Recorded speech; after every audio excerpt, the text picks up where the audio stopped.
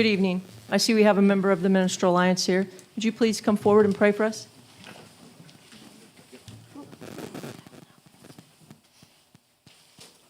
Anything specific or anything? No, sir. Thank you for being here, though. All right.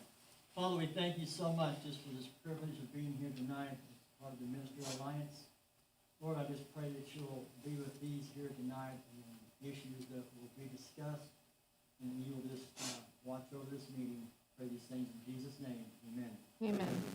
Please join me for the Pledge of Allegiance. I pledge Allegiance to the flag of the United States of America and to the republic for which it stands, one nation, under God, indivisible, with liberty and justice for all.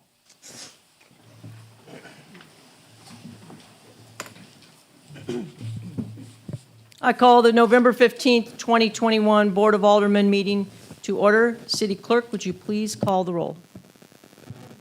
Here. Here. Here. Here. Present.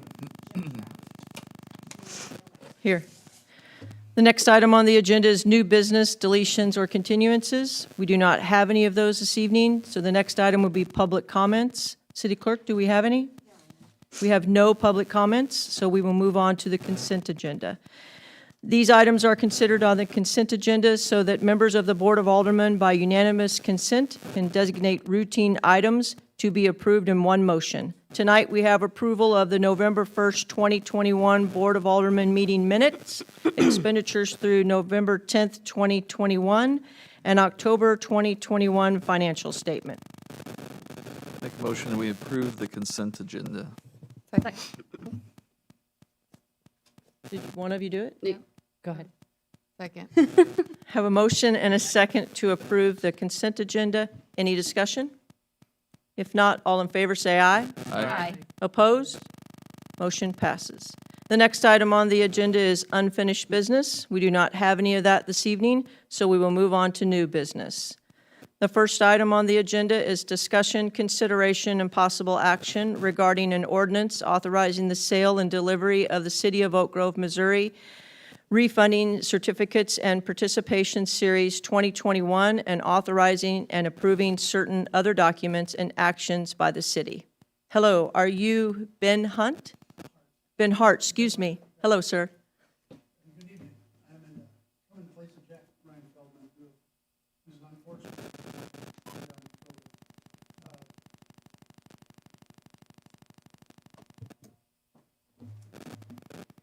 But I come bearing obviously good news.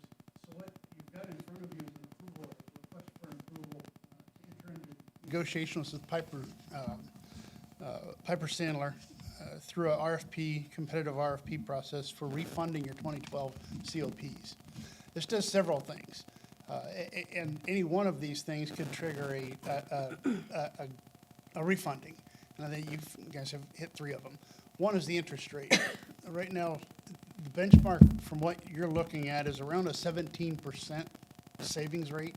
Anything north of 3% is what we would deem refundable, something you'd want to pursue to refund.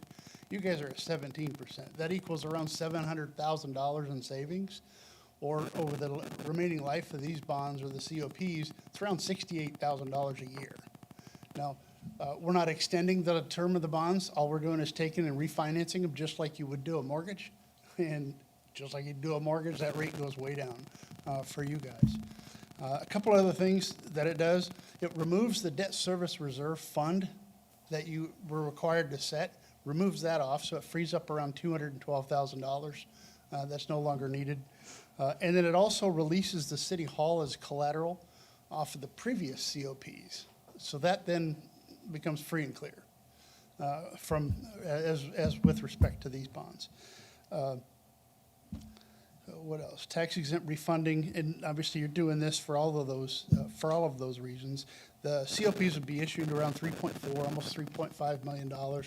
We expect the actual pricing to be the week of December 6th after Thanksgiving, and current rates have not changed much.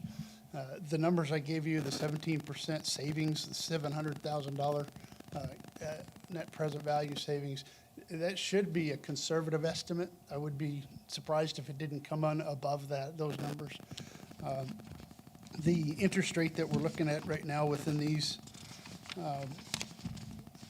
bonds, I should have had that on the tip, is what we call a true interest cost is 1.78% on these COPs. We do have a rating call on Wednesday and expect these to come out at an A rating. They are bank qualified, so that should open up the market a lot more for Piper as well. From there, I'd be open for any questions that you Thank might you. have. Thank you. Does the board have any questions for Mr. Hart? Does the board have any questions for city staff?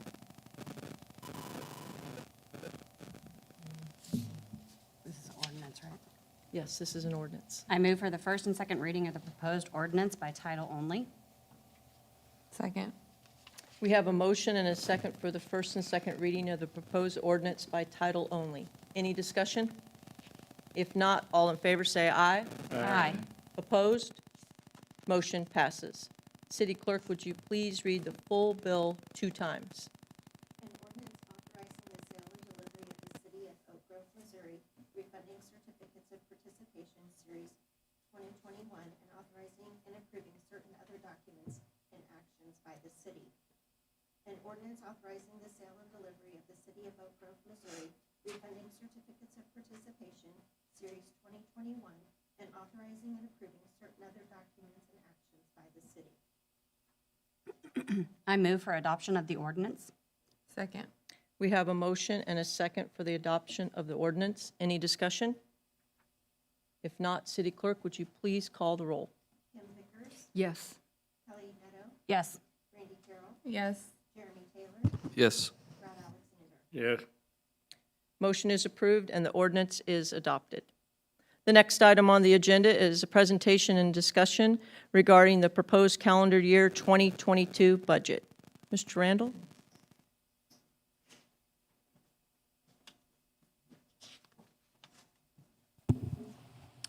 Good evening, Mayor, members of the board. So I appreciate your time this evening as staff presents the proposed 2020 budget, including departmental highlights for this year, as well as goals for next year. So tonight is a workshop and a presentation on that budget. The formal budget adoption is tentatively scheduled for December 6th.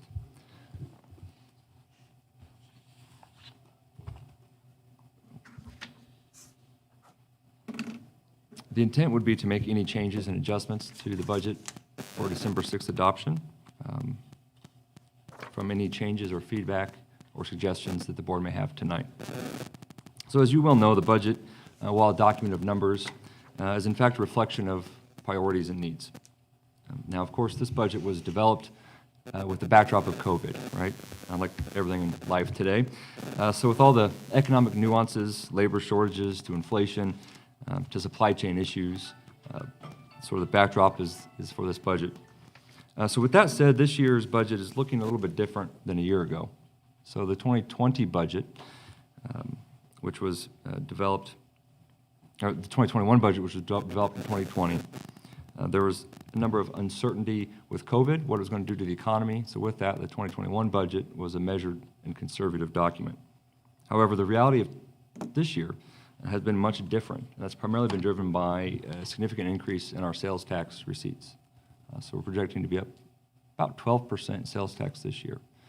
So that's going to be the primary driver for changes that you'll see through the proposed budget for next year. So a brief agenda for tonight includes an overview of the budget, discussion of our fund accounting structure, the departmental highlights and goals, and then an individual review of each fund as well as the capital improvement list.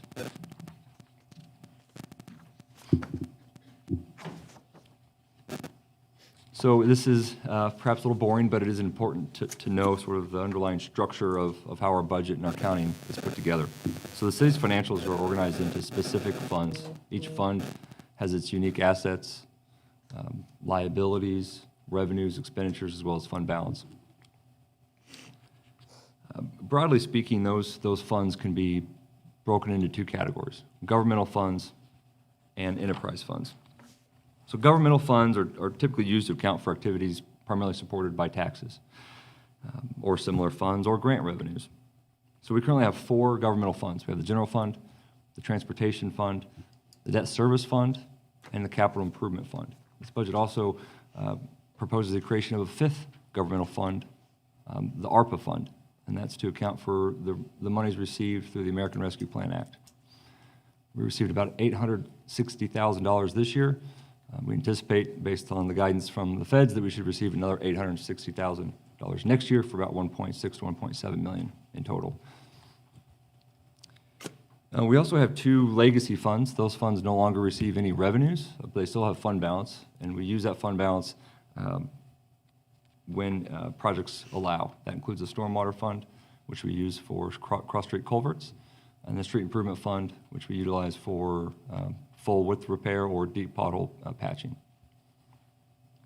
Then we have 2 enterprise funds. Enterprise funds are typically used to account for activities in which users are charged fees for goods and services. And for us, that's a water fund and our wastewater or sewer fund. So at this point, I'll turn over to departments to talk about their highlights for this year as well as goals for next year. Up first is Kim. Tonight is my first budget presentation, and after speaking with Matt, this slide's going to look a little different to you this year. These slides will not only represent the office of the city clerk, but encompasses the office of customer service and finance as well. I'm happy to report some of the 2021 accomplishments and key goals set for 2022 for this department. In 2021 accomplishments, as you can see here, we've updated the back of the water bills to include online bill pay and the city's website information. Since this was implemented, we've seen an increase in online and telephone payment processing. We continue to prepare and distribute approximately 3,200 water bills each month and bring delinquent water accounts current monthly. We have begun using OneDrive for shared document exchange for the board packets as well as other departmental collaboration. Along those lines, we have started to the process of scanning all of the ordinance and resolutions to a shared drive for ease of searching and sharing. Participation in various annual events such as Taste of Country, Independence Day Celebration, National Night Out, Lick Skillet Community Days, Third Thursday Food Truck Day, and of course Spirit of Christmas is always a great way to bring the community together and provide fellowship for the citizens of Oak Grove. Our key goals will continue to be to provide excellent, timely, and friendly service to the citizens, to serve as a liaison between the mayor, board, city staff, and citizens, ensure local elections are properly administered and certified, to keep people informed through Facebook and website postings of events, maintenance, and other notifications. The next slide is finance. Continuing education is important, whether it be the current software or accounting practices. Rebecca is working towards her master's degree at UCM. They have initiated tracking nuisance violations to submit to Jackson County for lien purposes, reconciliation of parks activity to the general ledger and tracking fieldhouse deposits for rentals in a liability account, identified and initiated the release of unclaimed property due to the city, as well as submitted unclaimed property for the 2018 to the state. And of course, they're in the process of completing the 2021 COP refunding 2012 at the end of the year. Their key goals will continue to be accurately and timely reconcile grants, multiple bank accounts, liability accounts, departmental reports to the GL, recording journal entries, cash receipts for courts and parks departments, prepare various semi-annual and annual financial reports, and assist the auditors with the ACFR. Rebecca will obtain her certification through GFOA, the Government Finance Officer Association, for a Certified Public Finance Officer in December of 2022. Other goals will be to continue to process new employees and maintain all personnel files, including employee benefits, payrolls, W-2s, 1099s, accurately and timely process accounts payable and reconcile vendor statements, as well as administer departmental work comp reporting and their continued evaluation plans. To attend and report from NPR meetings, schedule health fair and flu shots, maintain the city's liability insurance, and submit claims for damages. So while preparing this information and keeping in mind the circumstances surrounding the past year, we feel we've achieved quite a bit and have set some good goals for the upcoming year. Thank you. Well done, Kim. Can I ask a question? Yes. So you have seen a big difference in you have more online water? Yes. That's great. That's very And helpful it for, could be a culmination of things, including, the pandemic, but Sure. having that information on the bill led them to online bill fantastic. pay. Yeah, well done. Thank you.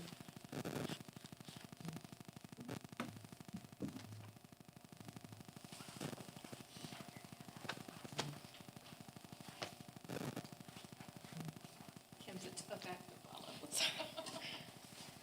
Okay, so, animal control, under accomplishments, right now it says we're at 103 intake of various animals. We'll probably top about 110 tomorrow. I've got a situation going on that we're releasing several cats and birds to me, so that will go up tomorrow. We ran about 12 bite calls. They're not all necessarily animal to human bites, some were dog-on-dog bites or dog-on-cat bites. Had a bat call, not that she necessarily got bit, but protocol and safety measures, we went ahead and tested. And I list those under my bites because we do test for rabies on those. So far, we've only got 160 pet licenses issued so far this year. Those have gone down since COVID has hit. I don't know, it's not that the dogs aren't running any less, but I think a lot of it, if you watch Facebook, people, they'll grab dogs and try to get them back to the owner, so I'm not really getting, a lot of those animals are taken care of without me getting to them, to enforce the license part, so we'll work on that hopefully next year. The new shelter, I think that'll open more people's eyes to what we're here for. So under accomplishments, we do have the renovated portion of the Public Safety Center into an animal control shelter. Got the cat room done. Office is almost done. Dog kennels, we're just down to getting the kennels put up and raised. Part of our privacy panels are on back order, but hopefully they'll be here. I was told November, and I was told February, and I just got to think today saying, we don't know when. Oh, no. But that's how it's gone the whole time. And it's not on here, but we've also changed a lot of animal ordinances this year. We allow pigs, we allow chickens now. Haven't had a lot come up with the chickens and pigs yet, but I think next summer that'll probably be becoming more of an issue. I did attend the Missouri Animal Control Association annual conference in October. That just kind of updates us on any new state laws, where the state's going, new ideas, and a lot of networking. Other animal control associations we kind of work together and relieve some stress too. And then I did get certified to carry a baton and pepper spray this year. That was a hard workout. So goals for next year will be to get the shelter open. We're hoping for January, kind of transition out from the vet's office and that bill to our own January 1st. That kind of gets us through the holidays without having to worry about staff and cleaning and stuff, so. And we'll continue to hopefully provide the highest quality of services to the community with their animals. We're changing some things as far as how we handle community cats and wildlife. Trying to do some less trapping. That's better for the wildlife. And feral cats, that's just a whole nother issue, but trapping's not fixing that problem. And of course, we'll, relieve pain, suffering of animals when needed, promote responsible pet ownership. That'll be huge for me to educate the public when we get that shelter. I'm hoping to reach out to the schools, hoping to get some programs in there for the kids where maybe you can come in, read to the cats, things like that, where we're not just taking dogs in or cats in, we're hopefully giving back to the community through the animals as well. And then we continue to cooperate with breed, rescue, and animal welfare organizations. I've got a whole list, several work with me. Because of the rescues, we've done really well getting most of our animals out. Have had some euthanasias, but it's been because either extreme behavior issues or just not healthy enough to adopt out. But other than that, we've either adopted everything or sent it to rescue, so we are at a no-kill rate at this point. And we'll continue education for management, I guess that's me, or staff, I mean, that's me. So, do you have any questions? I just want to say congratulations on all the hard Oh, work that thank you've you. done. I'm Obviously, this excited. is going to go to everyone, but I have to thank the pets. The no-kill rate, like, that's Yeah. phenomenal. I mean, I know that obviously sometimes your hands are tied and you have to do those things, but Yeah, very neat. but we've got some really good rescues out there working with Yeah. us, so. Cool. Are the panels the only really holdup for the shelter? Yeah, and those aren't really be a holdup. Okay. We can get most of them, we just won't get them all, but, so we'll be able to open without that green panel. Yeah. And there was one other thing, we had a fence for like a dog run. We're waiting on, the color we ordered was on back order, so we changed colors from a gray to a beige. And I talked to him last week, and he might have that fence up by the end of this week or next week, so. Oh, nice, Very cool. nice. Thank you, Maureen. Thank you.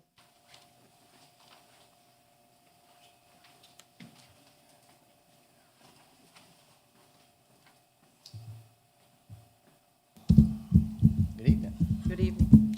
Code enforcement, community development side of it, list the accomplishments there. We've 106 single-family home permits issued thus far. Building permits, I've actually updated those numbers. We're looking at another 30 of them, 708 as of this afternoon. 174 code violations processed, 7 commercial site plan design approvals, 3 preliminary plat approvals, 3 final plat approvals, 1 annexation approved, 2 rezoning approvals, and 1 conditional use permit issued thus far. Key goals, continue to manage and enforce the standards established in the city's UDC, conduct pre-application meetings for new developments and projects, make recommendations to the Planning Commission as needed, receiving and reviewing building plans and permit applications, issue permits in a timely manner, inspect residential and commercial projects for plan and code compliance, communicate effectively with developers, contractors, and property owners to answer questions, resolve issues throughout the construction process, receive citizens' complaints and answer any associated questions, inspect complaints for any city health and safety code violations, encourage property owners to maintain their property through voluntary compliance, communicate with property owners on timeframes to abate property maintenance issues. It's busy. Any questions? Is the picture that's on here in Oak Grove? Yes, Is it really? yes. Oh my gosh. What's the status of the house at 8th and Broadway? It's got holes in the roof and holes in the wall and I believe that's down. About the white, two-story white building, fairly old, yeah. So there's hopefully some progress happening on that property. And then the building directly east of the old church on 12th Street, it's been vacant for as far back as I can remember, and it's getting more and more dilapidated looking. It's like a two-story house, kind of. It's a two-story residence, Yeah. square, flat Yeah, roof. square house, yeah. It's on the north It's side right of the behind road. that church on 12th Street, that old church. If you're like going towards the school and the, Yeah, I don't think that Oh. we have any pending case on that particular house, but we'll certainly look into it. Thank you. I know what you're talking about. Okay. Thank you, Brandy. Thank you, Justin.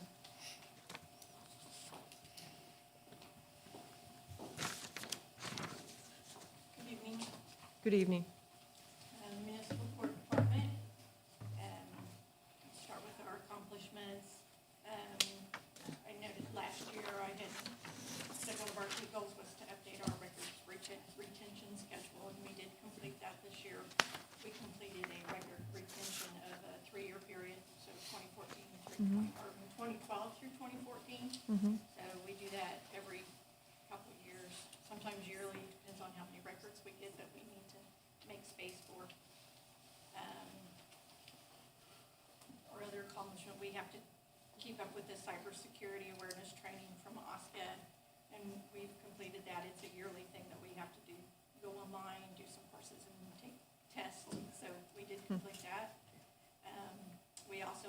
educational requirements for maintaining court administration certificate. We have to have 10 hours to maintain our certificate for court administration. And Eva has completed that by going to some training earlier. I will complete it actually as of this Friday. I do have a training on Friday, so that will be completed. And then we are preparing for Show Me Courts, the new court software. And the ordinance was passed and everything, and we were reviewing our implementation manual. We have kind of a step manual, but we have a checklist that we have to check off certain things. We're moving along, but we're still a long way away. Really, but, it's just pretty overwhelming for me, but it is what it is. So our key goals, basically, continue our customer service, maintain our court records, to keep up with the record retention guidelines, continue with our training, and of course, Show Me Court software, Show Me Court software, Show Me Court software. That is really our main goal for next year, because it's gonna be pretty overwhelming. We've been on this current system that we're on I've been working on for at least 20 years, so Oh, my. Wow, it's gonna be That's gonna be tough. yeah. Is there a time, it's I a don't, wake-up call. from the ordinance, I don't remember, is there a timeline that has to be done by? After the first of the year. We have to be sometime probably in January. In It has to January, be you have, done, Well, it has to be, we have to be utilizing. set a go-live date, but we don't have to set it yet, which I have Okay. not accomplished that yet. right, There's some security spreadsheets and things like that that I have to get completed and things like that. yeah. We do eventually have to set a go-live date, but we have conversations with the state on that to make sure we're prepared, like going through our checklist. And then do they provide training, continued We're doing training for it? We do some online training right now. Right, We have certain classes that we're required to basically watch right now. Uh-huh. Once we complete those, we move on to webinars, and then we will move into live webinars, because right now they're not doing in-person training, sure. Ugh, so we'll be doing some live webinars. you're basically figuring this out kind of on your own. Yeah, Really, Kinda, yeah. it's a lot of work, yeah. Questions? You answered them, thank you. All right, thank you. Thank you, Rachel.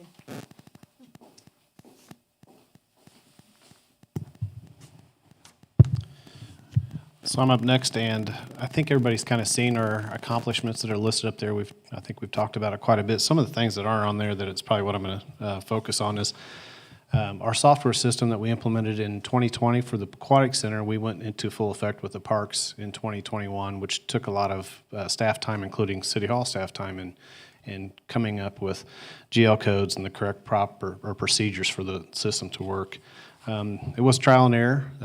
Not every city does it the same way, and so there was some problems with the software, but we worked through those, I think, very well.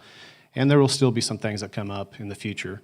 A simple problem that just came up today was, like, for example, the shelter rentals. When someone goes online to rent a shelter, we typically don't rent the shelter in the off-season in the winter because there's no accommodating facilities. So if we don't allow that open on the calendar, that means people can't start renting the shelters for next year until after March. So we're looking to find a solution to that, to where you could still rent next year's shelter. If you knew June 1st you were going to rent a shelter, you would be able to do that and not have to wait till March. But little things like that that come up that we will continue to work on. We did also remove the small arena at Frick Park that was no longer being used. Was definitely an eyesore. And then the main thing this year that we found was an accomplishment was we were able to continue with the concessions, and which is usually something that's very easy, not a major thing. But with the supply problem shortages we had, it was a very struggle to even have something to sell, to provide. And at times it was Gatorade. We were buying out almost every store. You name it, we were getting substitutions to accommodate. A lot of times we'd get a substitution, wouldn't even know the price to compare to what we were paying before. So you'll notice a shrinkage as far as our profit margin that we try to hit each year on the concessions will be down. That's strictly because of raising cost of the supplies. But, the facility toilet paper and cleaning supplies, same problems there. What we normally would order, we'd have to order different things. So it has been a challenge. It's gotten a little better. Our main supplier fortunately kept us when they had to kick a lot of other smaller entities out. So we were at least fortunate to stay on the list. So 2021 has been challenging in some ways. The positive side is the work I think you've seen accomplished in 2021 is starting to get us caught up a little bit on the way the facilities look, and we want to continue that focus. And our main goal in the upcoming year is to continue that work we've done in 2021 as far as the looks of our parks into 2022. Our goals haven't changed much from the year before. We are going to continue the work with the park board and advance their ideas and areas of focus. We like that, taking tours of the park and looking at things and getting additional perspectives. I'd be happy to answer any questions.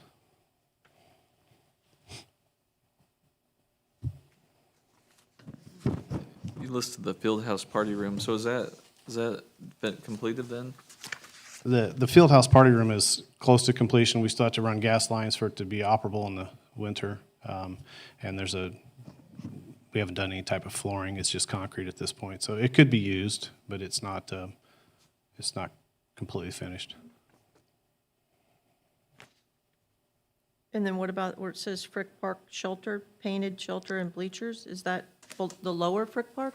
Upper Frick Park was painted, I think, early in the spring of this year, and the bleachers were painted in the summer. Okay. The restroom did not get painted up there when they painted the shelter. So Oh, just the shelter? yes. Gotcha. So the restroom will be painted this spring. So to finish the party room, we need to install gas lines and flooring? Is that right? Yes. And then it would be We more can finished? technically use it now. I mean, we have used it, but it hasn't been a space we've rented out. So if there's been a particular field house rental where they've needed that extra space, we've unlocked it and allow that to be used for some events. Okay. Does the board have any questions for Scott?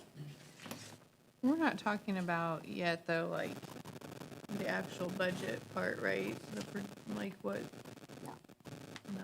Mr. Randall, to clarify, each department's giving their presentation, then you'll go over the breakdown of the numbers once they give their presentations? Right, right. And you could, at that point, ask questions. I mean, you can certainly ask questions now about their proposed budget as well. Yeah. Whichever way you like, Brandy, if you'd like to ask questions now or wait until he goes over that. It's up to you. I can just wait until we get to That's that fine. point. That's fine. A good question.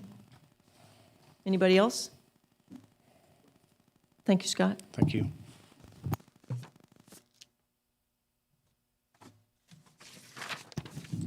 Good evening. For the police department this last year, it has been very busy.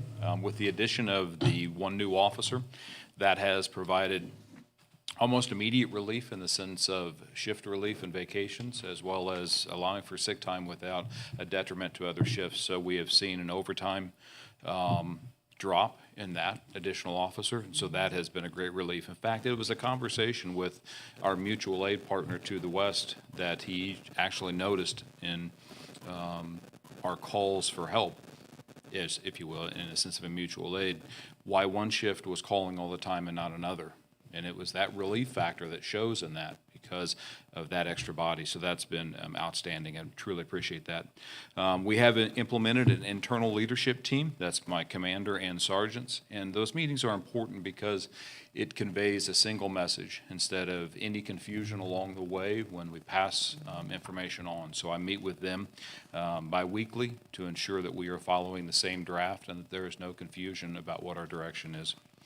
We've held our first department defensive tactics course to ensure the officer's safety and prevent injury during physical encounters. Anytime we go hands-on, that's the highest liability we're going to have as a police department. And so when I found that we had not had any defensive tactics, that was a step one in this past year of getting an instructor in here, having them go through a full course, 8 hours. Yes, I got on the mats with the guys as well because I'm not going to ask them to do something that I'm not prepared to do, and it hurts. And it hurts. We held the first department awards ceremony, which is important to recognize the good works of the officer and the department as well as citizens in the area and community. The camera system inside of City Hall and the Police Department has already proven very worthy. We have used it. We have had to take recordings off of that, and so it's a great addition to the building here.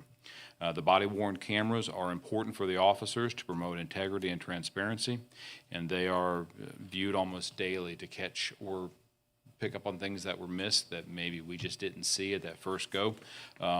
It truly helps the officers in their investigation to catch those nuances that maybe they themselves didn't capture, as well as we use it as a training aid. Because if you're new to this career field, there's nothing that's more telling than to watch yourself on your body cam and see that, okay, I put myself in a officer safety harm's way here, so I need to be better at this. So that's been very important for the officers. As well, we've transitioned to 2 new weapon systems, being the 9mm handgun and the rifles that we received through the government surplus. Those are important because the handguns provide us a lot more accuracy without the poundage of the higher velocity. And so they're much easier for everyone within the department to use. And then the rifles are now uniform across the department, so that before it was a piecemeal. I'm not a big rifleman myself, but I can tell when 2 different platforms are on a table. I may not know how to use that platform, but I can use this one. Now they're all the same. So at any given time, an officer can pick up a rifle from a car, from another officer, and it's going to be the same exact model, platform, and optics. So what we look forward to in this year is moving forward with our community-oriented policing approach.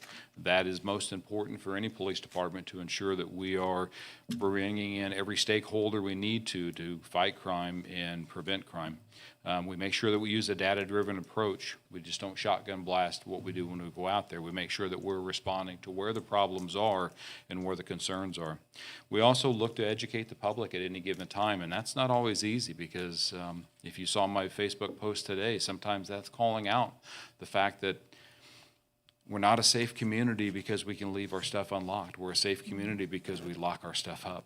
And you can't drill that enough because people are very proud to live in a safe community, but it also makes them lackadaisical. So we do have to continue teaching, and then also always working with other city departments, animal control, public works, the courts, to ensure that we're providing the best service. Be happy to answer any questions. On your key goals, do you see purchasing those, I'll say the incorrect name, but you mentioned it at the awards ceremony the other night, the dress? Oh, the Class A's. Yes. Yes. What are they called? Class? Class A's. Thank you. Like this would be a Class B uniform. It's what Yeah. you wear on the. They're white, right? Isn't that what you said? No, they're not white. that's a joke in law enforcement Okay. because fire department wears white. Okay. What and- color and are they? They would be a dark blue like this. Okay. But they're more of a polyester with a tie. Gotcha. And a dress appearance. It is what we would want any officer to emulate when they're leaving our city to go to a ceremony, to go to a funeral, to go to a reception, to take off the tactical vest, wear their ribbons for what they have earned and been awarded, and to look more professional. Yeah. And I hope to have You that hope to have completed it? by the end of this year. Yeah, okay. Yeah. Good to hear. Thank you. Does the board have any questions for Chief? No. All right. Thank you, Chief. Yes, good evening. The Emergency Management Program this year did a lot of monitoring of the COVID situation. The health departments chose not to involve the emergency managers directly, regionally, but the emergency managers regionally provided a lot of support to area agencies in logistics and troubleshooting situations that came up, like housing of homeless people that were being tested for COVID or exposed to COVID and did not have a place to stay. And you may have heard of some of those efforts, like the shelter at Bartle Hall that operated. There were several other shelters that operated in the region. And we basically arranged for all those things virtually, since we couldn't meet in person. We're about to have our first regional meeting of the emergency managers for all of Region A, the same boundaries as Highway Patrol Troop A, this Wednesday. So we're progressing, I think. We're getting back to personal meetings. So this year, our key goals include, as our accomplishments also for the last year, refurbish the Public Safety Center to provide a larger and more capable emergency operations center. That's a continual goal. We've also been assisting the Animal Control Department to repurpose part of the emergency, or part of the Public Safety Center for an animal shelter. Where I was doing some of that work today, actually. And the second key goal, maintain and improve emergency plans and capabilities to respond to emergencies of all types that might affect the community. Improve availability and capability of community volunteers. The volunteer program remains a key of our program to, number one, keep the community storm shelter operational when it's needed, but trying to balance that against not overusing the volunteers and burning them out, and enhance and improve community information and warning systems and education for the public. Part of this program is financed by the Emergency Performance Grant Program provided by the Federal Emergency Management Agency and the State Emergency Management Agency. And there are a number of requirements that we have to meet as far as planning, keeping a up-to-date local emergency operations plan, and education.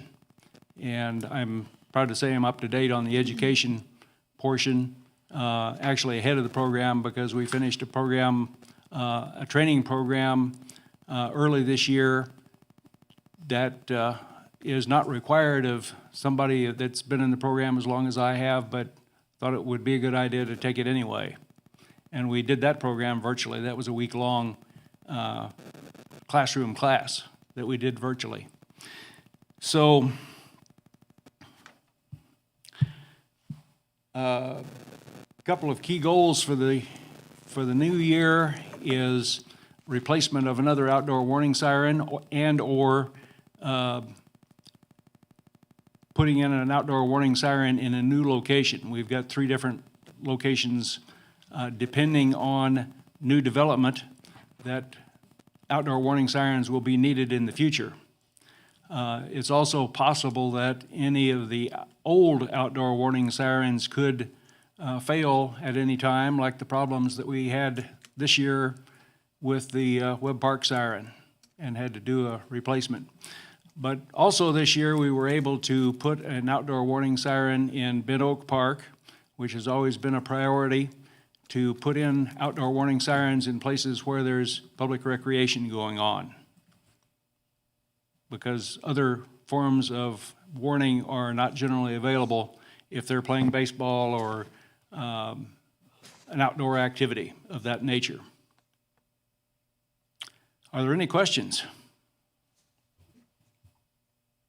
I don't believe so. Thank you, Mark. Thank you. Good evening, Mayor and the board. Good evening. No. Kinda, not really. It Know you can't hear me crackles. talking or know it's not on. Yeah, a little of both. It comes and goes. Oh, there it is. Is it too loud now? No. Now how loud? Okay.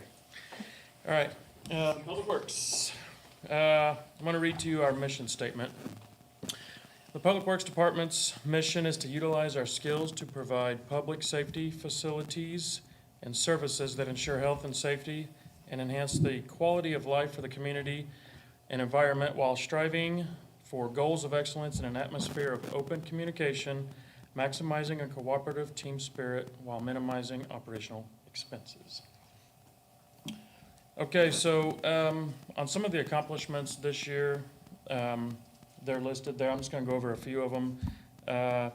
The water main breaks. We've had 37 I think maybe 38 of them now, actually.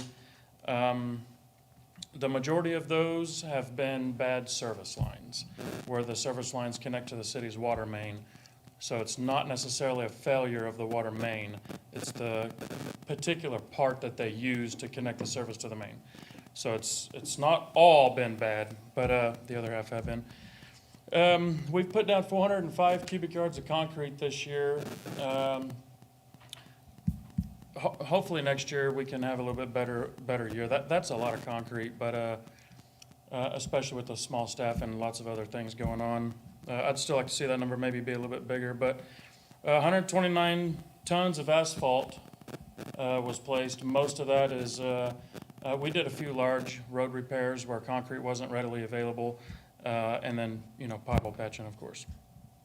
185 feet, linear feet of storm pipe replacement. Those have been pipe failures where the roads caved in, sinkholes developed, one recently in an alleyway off of 8th Street near the Casey's. That was the most recent one, I believe. So 152 million gallons of water has been distributed to homes and businesses. We've replaced 216 water meters we've replaced and or installed 216 water meters. That's for new customers as well. And by setting the water meters, there's, the water taps and the sewer connections and the inspections and all that stuff. It kind of goes along with that. On some of our key goals for next year, we put together a sign shop last year, or I guess that was this year. Haven't really had a lot of time to do a lot with it. I'm hoping we can set aside some more time next year and really hammer out some street sign replacements. We got a lot of ones that are either faded, they're not compliant, the reflectivity's worn off, maybe missing lettering, etc. So that's something we hope to hit hard next year, including the wayfinder signs. That's kind of been something I've started, but just haven't had time to work back on that. But I'll make that a priority. Valve exerciser, we're asking for a trailer-mounted valve exerciser. It's kind of a small contraption, really, even though it's trailer-mounted. But exercising water valves is very strenuous, and it's hard on a guy's back. A lot of times it takes two people to exercise valves to get them to operate correctly. So I'm hoping with that'll free up one guy. Maybe guys can go in shifts and exercise valves instead of tying up two guys all the time. They need to be exercised bad. Fire hydrants, I would love to see those painted next year. They're not only driving me crazy, we get a lot of calls and complaints about those. So those are some big goals of mine for next year.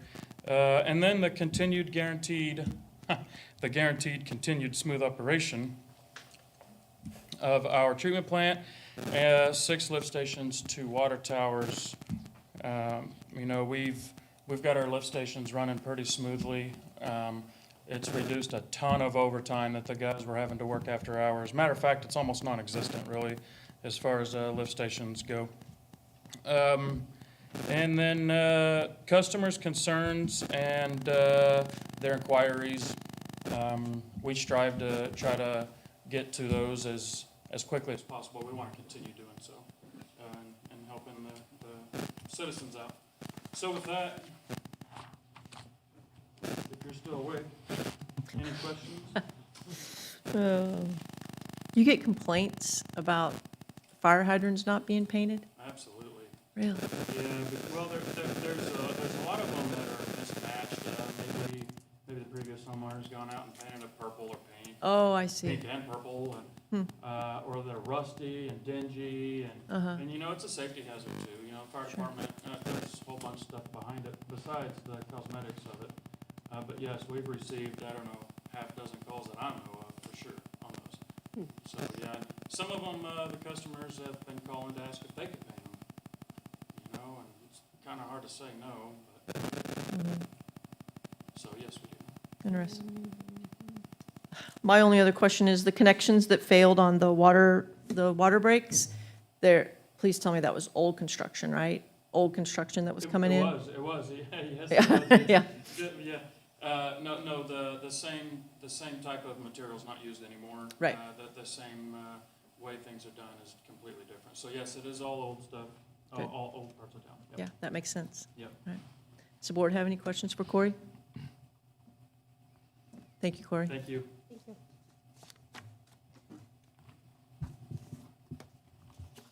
Yay, the fun guy. Yeah, I gotta say, I want to thank the staff for everything they've done this past year, as well as everything they plan to do next year with this budget, and really, that's what the budget's about. But I did say it's a document of numbers, so my apologies, now we gotta get into And I know they love presenting, and you didn't get to hide behind masks tonight, so, good job. So as I mentioned earlier, one of the primary drivers for this budget is our 12% to 13% increase, projected increase in sales tax from 2020 to 2021.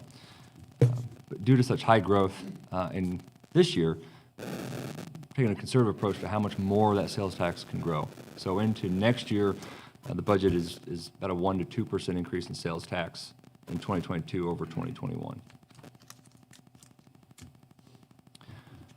So the first fund I'd like to go over is the proposed general fund. So on this slide, you can see that we're actually projecting to add to fund balance this year about $500,000. As you may recall, the original budget, when we first passed the budget, included utilizing about $175,000 in fund balance. However, through about $250,000 in expenditure savings, some vacancy savings, as well as the department's finding cost-saving measures, the one-time receipt of the back taxes, which was about $345,000, as well as that 12% increase in sales tax, we're actually looking to add about $500,000 in fund balance. The proposed 2022 budget includes a revenue increase of about 1% on top of that, with expenditures increasing about 5%. So if you look at the chart here, the general fund is actually going to be a bit difficult to compare revenues over the last few years for a couple of reasons. So in 2020, we had about $500,000 in CARES money that we received. And then this year, we had the $345,000 in back taxes. So it makes it difficult to accurately compare bottom line general fund revenues. But if you look within the chart, you can see some changes. So the property taxes, budget to budget, about 7% increase. That's due to reappraisals as well as new construction, as well as personal property, so new vehicles. That number went up. Sales tax, there's that 12% number from budget that I mentioned, as well as then the 1 or 2% increase. Gasoline tax, budgeting about a 5% growth there. We actually saw a decline last year through gasoline tax when less people drove. So gasoline tax, we get a prorated share of sales of gasoline taxes in the state of Missouri within the county. So as people drove less, we saw a decline in that. Intergovernmental, really about flat. One thing to note on the 2021 projected figure there of $186,000, that included a double up of a grant that we receive. In 2020, due to COVID, they were delayed in getting us the revenue for that, so we actually got that about twice in 2021. So that's why you see it goes from 186 to about 116,000, because there's about an $80,000 figure in there that was doubled up. And then in 2020, you see the $534,000 figure, 500,000 of that, which was the CARES money. Now, if you keep going down, you see franchise tax. That's down budget to budget by about 39%, but that's because there was that $345,000 in back taxes. So if you look previously, if you go to say 2020 actuals was 530, budget for 2022 is about 535. So really it's essentially flat when you count for those things. License fees and permits, still up, a little bit down from what we're budgeting in 2021, just because we really had a banner year, as you've heard from Justin, our building official. We continue to hope that we'll still see that number of building permits. Charges for services are up this year, about $310,000, 2021 projected compared to $211,000. Part of that is increase in pool admissions, increase in park concessions as well. Court costs and fines, that's down. You can see that's sort of been a long-term trend. We saw that decline in 2020. less people out, less people doing things, as well as just the operations of municipal court. Several of the court dockets weren't done last year, and we still have got some cases that are working through the system on that. So we tend to think that's probably going to be a long-term trend, that fewer fines and forfeitures in municipal court. And then we just round out some other revenues in there as well, up, and that's kind of been a trend for a couple of years, and the budget's now reflecting that change. Investment income is down a little bit because we have completed some of the COP project monies for this building, and so we had some investment earnings from that, but now that those capital projects are done, we're no longer receiving that. So on the expenditure side, there's a few changes.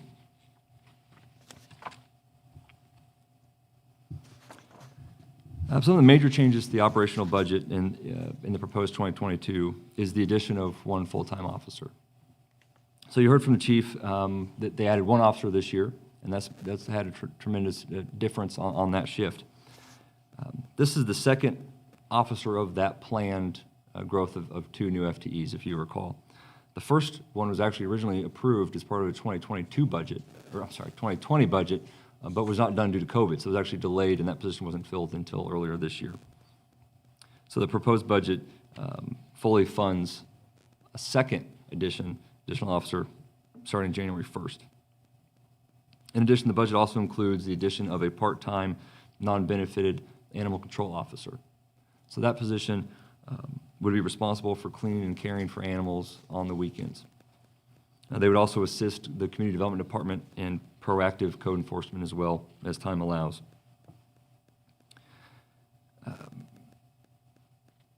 The budget also includes fixed cost increases, the insurance and benefits, as well as inflationary pressures.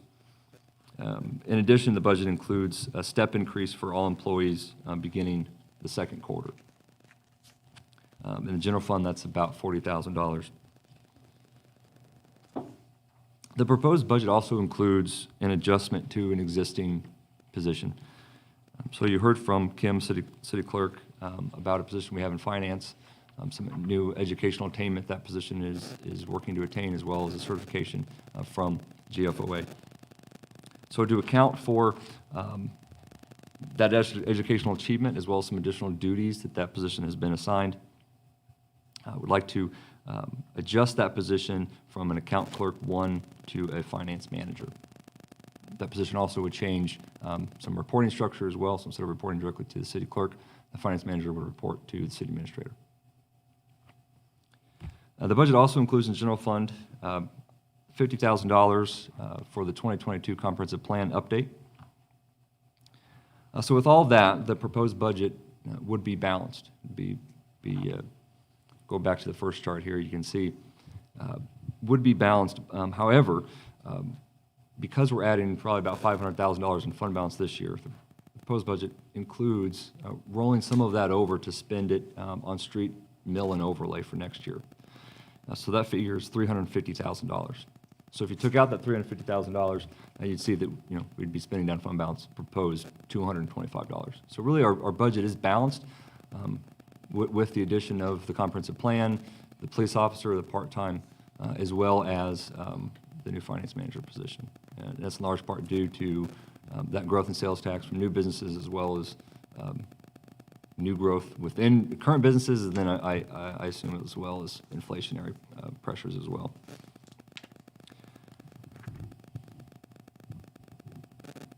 The other adjustment as well, if you look on senior services budget here, you see that the budget increases about 22%, from $70,000 to $85,000. $10,000 of that is the grant that we received to replace tables and chairs. The other $5,000 is to expand OATS services in the city of Oak Grove. The OATS service bus picks up seniors and the disabled. We're currently on the Eastern Jackson County route, but that costs $10 each way. So we've been in conversation with OATS to expand that service in Oak Grove to allow folks to go to doctor's appointments, maybe in Blue Springs, as well as perhaps shopping. The exact details of that would be a contract that would be worked out at a later date that would come back to this board if that is something that the board wants to pursue. So with that, I'd be happy to answer any questions you may have on the overview for the general fund budget.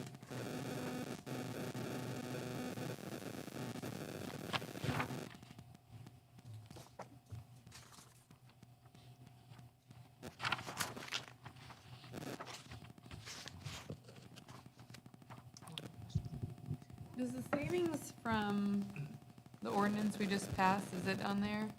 So the savings for that will be in the water and sewer fund. Oh, it's on that, Yeah, okay. and those COPs for that are split between the water and sewer fund. The way that it's going to be structured, the sale of those bonds will be this year, pre-funding a callback, which will happen in the spring of 2022. So we'll get a little bit of savings in 2022. It's probably about $15,000 in the fiscal year 2022. The $60,000 to $70,000 savings that Ben Hart mentioned would be in fiscal years 2023 through 2033.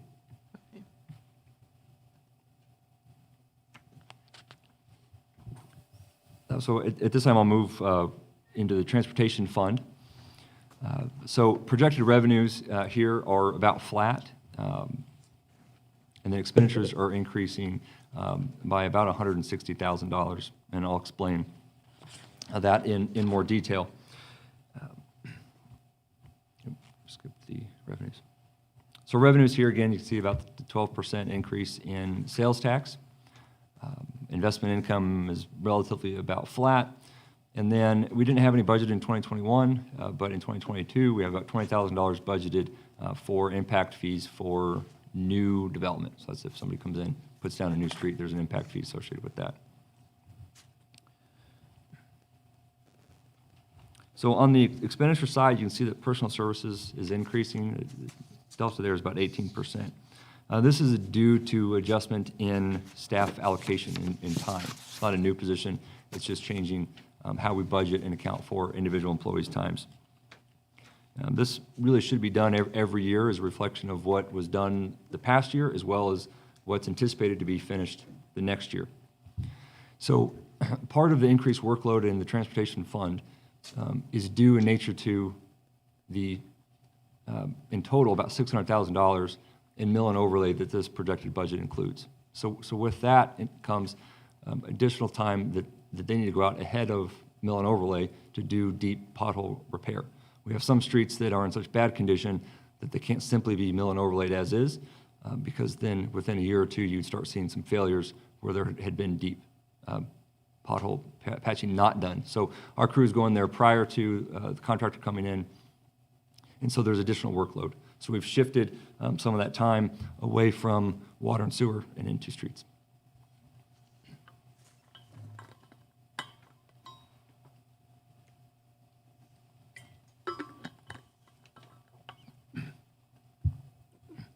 The total of that reallocation is about 0.5 of an FTE.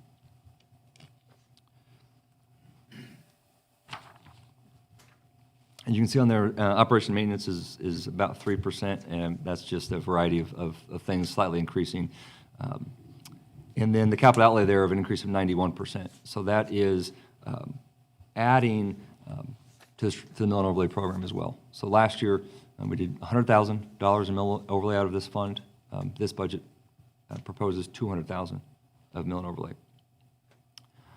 Similar concept to the general fund. So we're anticipating, because we received higher than budgeted sales tax this year, to add to fund balance by about $76,000 in this fund. So the proposed budget includes rolling over some of that as well as a little bit extra to do a budgeted fund balance utilization of about $84,000.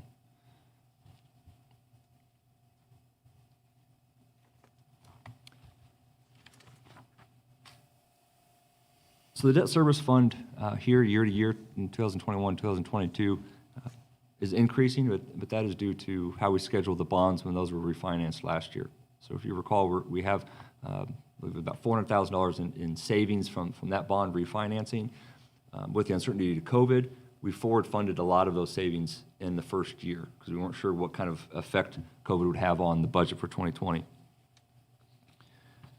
We are still, though, seeing significant savings than what we would have seen. So in 2019, in 2019, the principal and interest was $645,000. In 2022 budget, it's 523,000. So while it does increase from 2021, it's still a savings of what we would have had if we had not refinanced. And then on the revenue side, those revenues are to the dollar of what we're proposing for debt service would be. So no change in fund balance and relatively straightforward principal and interest payments for debt service fund. And then as I mentioned in the beginning, we do propose the creation of a fifth governmental fund for ARPA funds. This is a little bit different than CARES money because CARES money was $500,000 and it really came from the county as a grant to us for CARES-related expenses.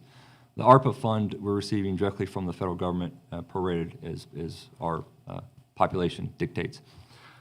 The other difference with the CARES money versus ARPA, CARES money needed to be spent by the end of that fiscal year. ARPA funds, however, are a little bit different. The way the feds have currently structured it, we have to December 31st of 2024 to financially obligate those funds, and then we have to December 31st of 2026 to expend those funds. So we have to have everything spent or obligated by the end of the year in 2024, but we could then still be paying some invoices and bills. So because this will be funds that we'll have for multiple years, GFOA is recommending that folks create a separate fund for this so that you can track those expenditures year over year. And so as I mentioned, we had about $833,000 this year. The way it's structured is you're supposed to get two equal tranches, so two payments. There's some discussion that maybe the next payment won't be made in a timely fashion, so we'll see. But the budget does include a payment next year, as well as the full $1.66 million in expenditures. I don't anticipate that we would spend the full amount next year, but in case we do, would have this in the budget. And one of the things that we're still reviewing is what all would be in that dollar. So there's not a program associated with the budget at the moment, but we won't spend any funds until we come back to the board with a plan to spend ARPA dollars. Some of those things that were maybe in the capital fund perhaps could be moved over to this fund. So we're still looking and reviewing what we can utilize these funds for. It's somewhat of a moving target because the feds keep changing some of the rules as they go. We were supposed to have some information sent to the feds, and they were supposed to have information sent to NEUs, which is a non-entitlement unit, which is the city of Oak Grove, in October. They didn't get that done. The feds are having some issues with this many new cities getting grant dollars, and so they've moved that into March. So we'll see what comes of next year. And like I said, we are reviewing what types of things would be in that. One of the things that is allowed is capital expenditures in water and sewer fund. So we're looking at that for some of the things that were mentioned during the presentations. So with that, I'd be happy to answer any questions that you may have on the ARPA fund or debt service fund or other funds I've gone over. The ARPA fund, does the next amount that's coming have that same time frame, 2024 to 2026, or you don't know yet? Correct, yes, It would. does, okay. Yep. Thank you. Does the board have any questions at this point? Okay.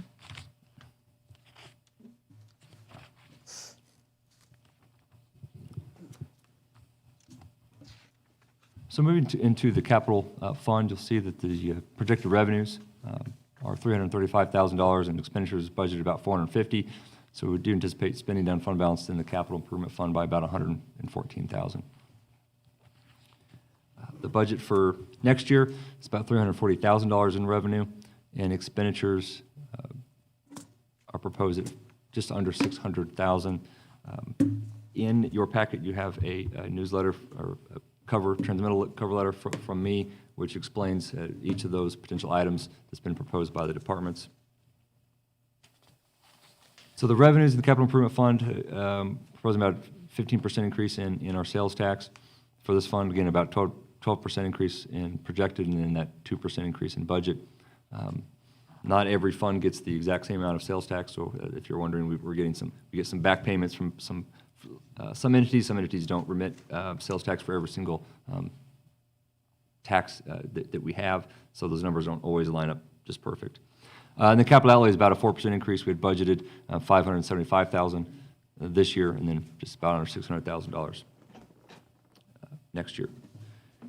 That is certainly not viable long-term to continue to spend down fund balance like that, but we do have a projected fund balance of about $900,000 in this fund. So we do have a pretty healthy fund balance. And so there are a few years that we could spend down fund balance without causing any real issues with our bond rating or anything like that, because we are sitting right now at about 200+% of our revenues in this fund.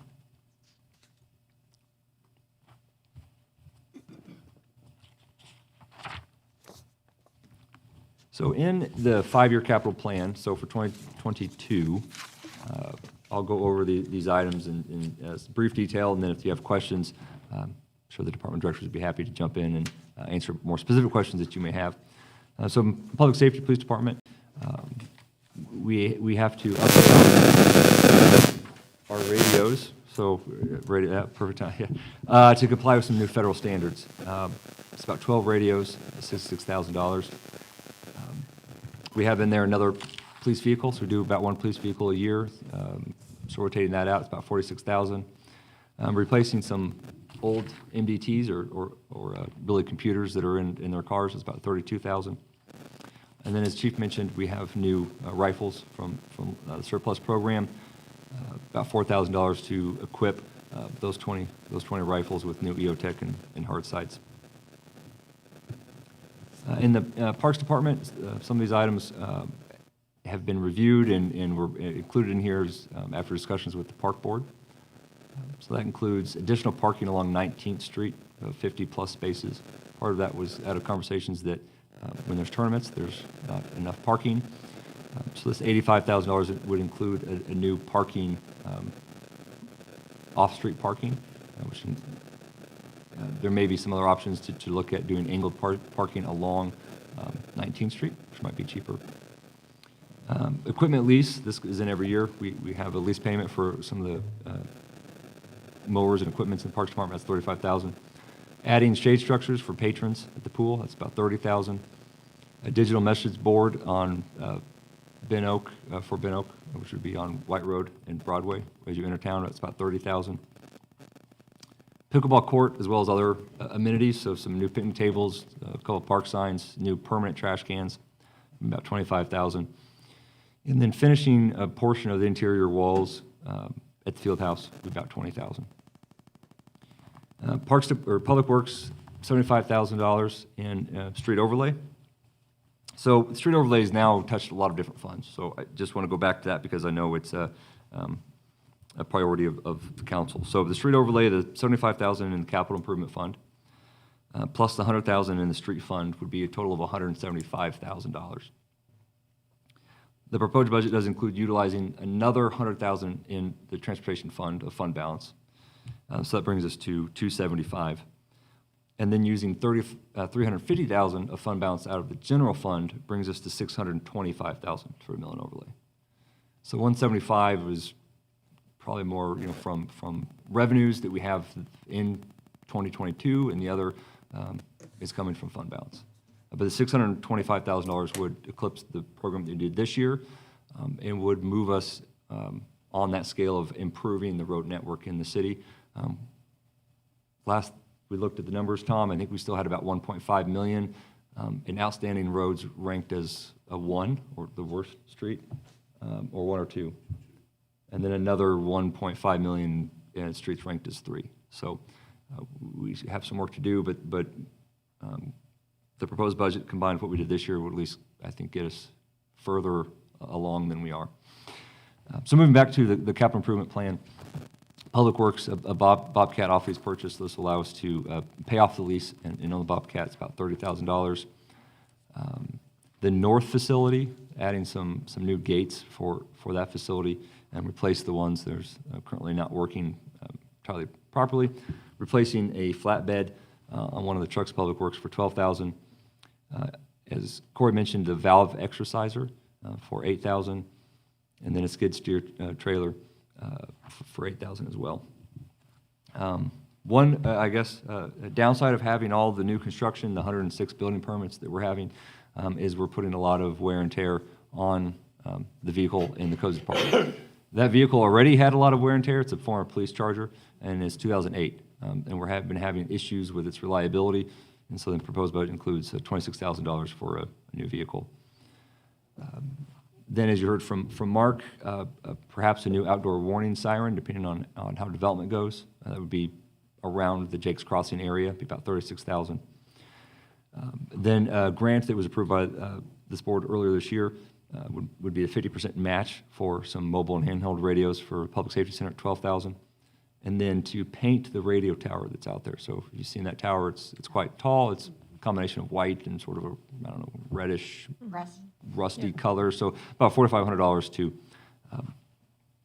paint that.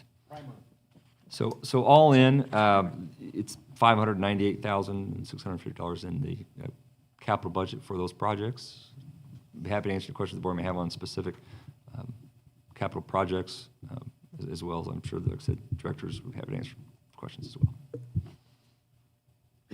I mean, I'm concerned on the parks budget here that we're thinking about doing a digital message board when there's still no parking or access to Ben Oaks when when the gates are shut.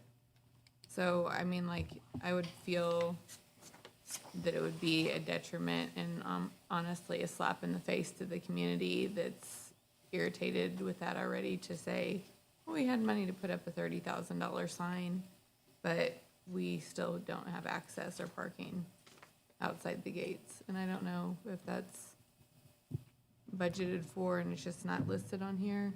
Yeah, so I know, and Scott can speak to it probably more specifically, but they are park staff is working to add some fencing to hopefully allow the parking lot around the aquatic center to be open all the time, which would allow the park to be open similar to other parks, which would be dawn till dusk. But I do hear what you're saying about the digital sign on the road. And I agree with Brandy, but also the location of the message board, to me, what's going to keep it from being vandalized? It's kind of out there where 30th Street and Broadway, right? That were location. Yeah, yes, Right off Broadway. Yeah, and I think that some of these items on the parks list were talked about and discussed, at the park board meetings, and so some of these items are included on here because of that. But certainly those are recommendations from the park board to this board, and sure, you can take them as such. I mean, I would just rather, even if we're like keeping it gated, if we could just like push that area back, the parking lot where people could at least walk up there, ride their bikes or something before there's something like that. That's just my opinion. And also from like hearing people's complaints, like I would think that should be like the top of the list, but. Yeah, no, good point. If I might add, we've added 900 feet of field fence, which isn't a very aesthetic looking fence, but it's matches kind of the fence that's near where it's more closer to the field house. We're looking at a 2-rail PVC fence. We're doing that in-house, so we are currently working on that. So 900 feet has been installed, and we will continue forward. Our goal is to get that parking by the field house opened up, and then so that there would be no gate to keep you from coming in and parking. Right. And I agree with Brandy. I think it's hard to see $30,000 spent on a sign when we're only allowing $20,000 to do one wall in the field house and still not have, field house is not done, nor is the birthday room. But I'm just putting my input in. And I would like to add, I understand where you're coming from. I just would like people to also understand, if I should have had Dana Conyers here for this item, because the number one complaint we get from renters of the field house and some other special events is people don't really know. Directional signs will help, but if you see other parks, they're adding this message board saying your family reception is there or something like that. So that's really what it was about, is for the rentals of the field house, and then there's other benefits to it. It's not a critical need of any type, but it was addressing complaints from people who rent the facility, and the park board's looking to expand upon this rental opportunities at the field house and potentially bring in additional revenue. So, Oh, I have no doubt that you get those complaints. I think from the board, we get overall complaints, or looking at it at the big picture of maybe, I'm not speaking for you all, I'm just talking of all the parks, and that in different areas from our first workshop, there's a lot of unfinished things still need to be addressed from our first workshop that we all voted on to proceed on, or they voted on to proceed on. And so I think that's what I'm hearing a little bit, that they're maybe not wanting to spend money on a digital sign when there's still, the birthday room's not done, the interior walls are not done, Frick Park's not done, you know, things like that. So I just opened that up for conversation. You guys can add or not. Well, I mean, that's kind of what I'm getting at, and like, I guess, not that it was done, I mean, not to like bring other things in, but like even like the fuel tax, it was something that like kept getting brought back up, that we never finished things that were promised to be finished with the building and such. Sure. And so that's why I just don't want to like feel like I'm not representing the community in this. So I had to say something, so.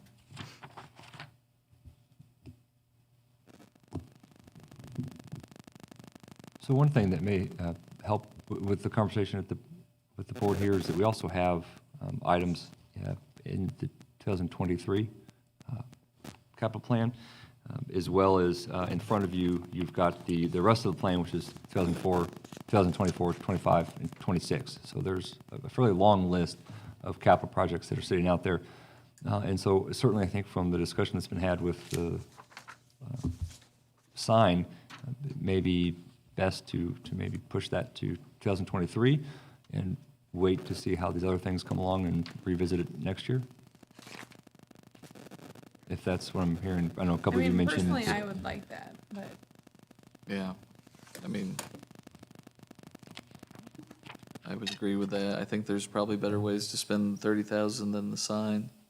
You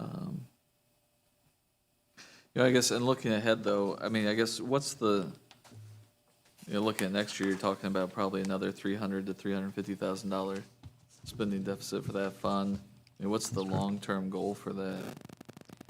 I mean, 2 or 3 more years and. Yeah, so it certainly is not a long-term viable plan to do that. So one way would be to either move some of the expenses that are currently in the capital improvement plan out into other funds as revenues increase and as the city continues to grow. Other option would be to look at other revenue sources to help take some of the burden. I think the total plan you have in front of you is $4 million. And so, you know, with revenues of $350,000, $400,000, that would take, you know, 10 years to get through that whole list. So, yeah, I mean, there's certainly a greater need than we have resources currently, and so I think that's part of what, you know, the board looking at the 2022 plan, not only do you need to weigh what's in that plan, but also what's in the out years, because something gets done this year, it means something in those out years may not get done. But yeah, all I'm gonna tell you, you're right, that's not, I think next year is another, you know, $600,000 roughly in capital improvement requests from departments. And so, again, that would be spending down fund balance if the board approved all of those projects.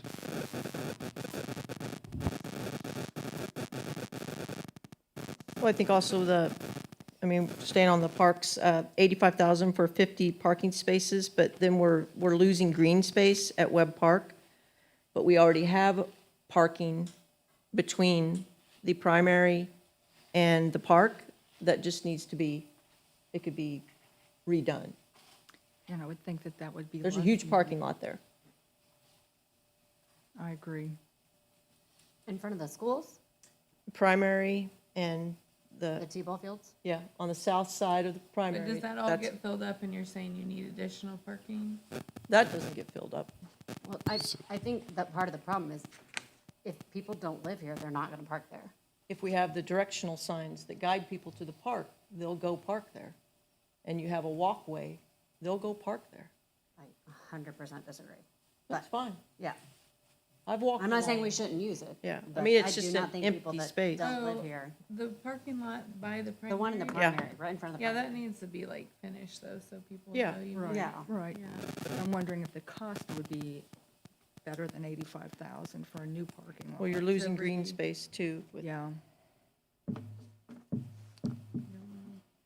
The only thing I'd like to add is the parking that's being spoken of right now is to accommodate for the shelter rentals, the basketball court use, if the pickleball court goes in. So that is a common need over in that area. It is a sizable walk from the primary to that for people to enjoy. We do promote that parking lot up there as much as we can for tournaments. Some people use it. If you ever gone to a tournament, people try to park as close as they can, so. When you say 85,000 for part, what are you intending to do there? So I've talked with Tom and Matt about it, and we're working on that. That's just conceptual in-house. So we're trying to come up with the most cost-effective way to provide that parking.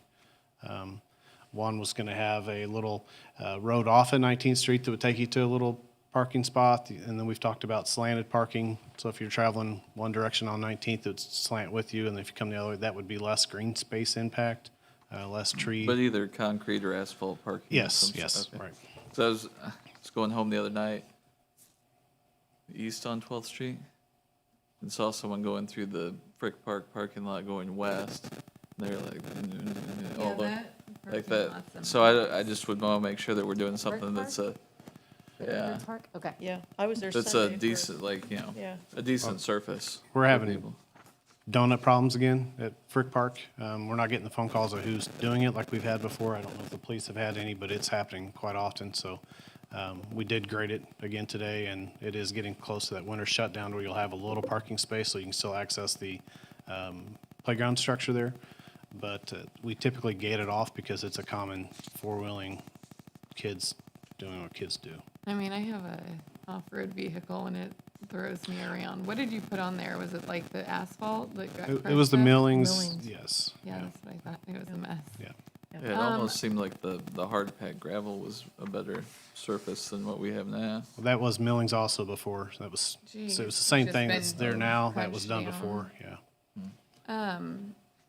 I'm wondering though, like with instead of adding additional parking, which I understand that we need that, the parking lot that's currently at Webb Park needs to be redone. Like, I mean, again, you bump through all that, like, it's just like pothole after pothole, really. Yeah, absolutely. The cars, where they park, they started to sink, and so you Yeah. got those areas. I'm wondering if we should redo that before adding additional.